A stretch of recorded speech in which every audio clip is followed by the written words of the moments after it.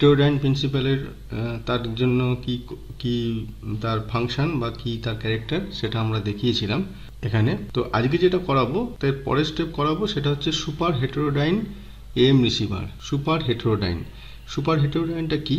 এখানে একটা সার্কিট দেখছো নর্মাল, যেটা যেরকম আমরা এতদিন রেডিও রিসিভারের সার্কিট দেখে এসেছি।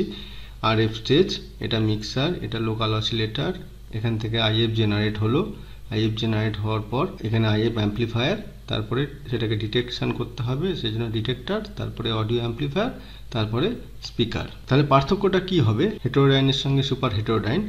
ইট is extensively used in modern AM receiver. প্রচুর পরিমাণে এই প্রিন্সিপালটা এটা সর্বক্ষেত্রে এখন মডার্ন এএম রিসিভারে ব্যবহার করা হয়। আগের বারে যে স্লাইডগুলো দেখিয়েছিলাম তোমাদের, তার মধ্যে 21 এবং 19 নম্বর স্লাইডে কি ছিল না, carrier frequency is tuned by a suitable tuning circuit. Carrier ফ্রিকোয়েন্সিটা একটা টিউনিং সার্কিটের দ্বারা টিউন করা হয় ফ্রম দ্য ব্রডকাস্টিং সার্কিট।